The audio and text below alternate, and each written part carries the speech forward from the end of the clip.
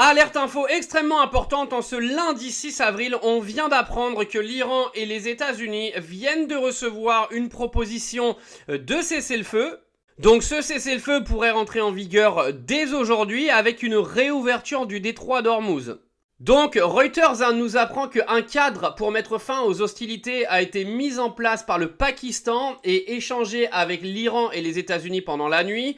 Donc a déclaré la source, décrivant une approche à deux niveaux avec un cessez-le-feu immédiat suivi d'un accord global. Donc en gros ce serait un cessez-le-feu en deux étapes, avec une première étape pour arrêter tout le bordel et une deuxième étape de négociation de fin de guerre définitive. Alors la source qui a donc parlé à Reuters explique que tous les éléments doivent être convenus aujourd'hui. Et il ajoute que l'accord initial serait structuré comme un protocole d'accord finalisé électroniquement par le Pakistan, le seul canal de communication dans les pourparlers. Donc aujourd'hui, pour ceux qui n'ont pas suivi, c'est le Pakistan qui est responsable des pourparlers entre l'Iran et les États-Unis et Israël pour un potentiel cessez-le-feu rapide. Alors cette même source nous explique que le chef de l'armée du Pakistan, le maréchal Asim Munir, a été en contact toute la nuit avec les États-Unis, le président J.D. Vance, l'envoyé spécial Steve Witkoff et le ministre iranien des Affaires étrangères Abbas Araghchi.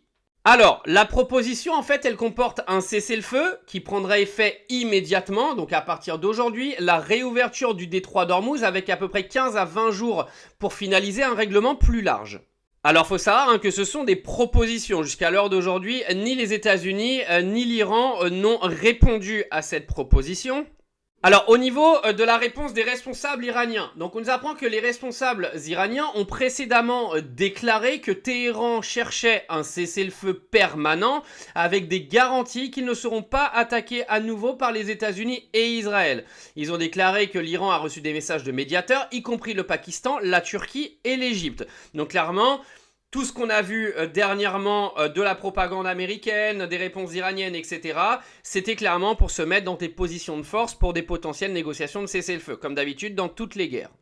Alors l'Iran, dans ses pourparlers, obtiendrait quelque chose d'extrêmement important parce que, en gros, l'accord final inclurait des engagements iraniens de ne pas poursuivre les armes nucléaires. Bon, ça les gars, de toute façon, il n'y a personne qui est au courant s'ils le font ou pas. En échange d'un allègement des sanctions et de la libération d'actifs gelés, a déclaré la source, c'est-à-dire qu'en gros, l'Iran obtiendrait un déblocage de toutes ces sanctions économiques mondiales.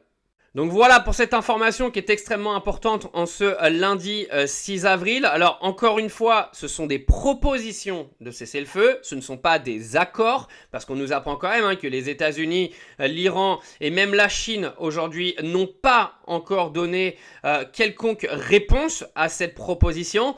Encore une fois, on n'est pas là pour que la guerre elle dure 3 plombes. Vaut mieux qu'il y ait une proposition de paix, que Trump redégage sur sa crise cardiaque aux États-Unis et que le monde redevienne un petit peu normal, voyez-vous.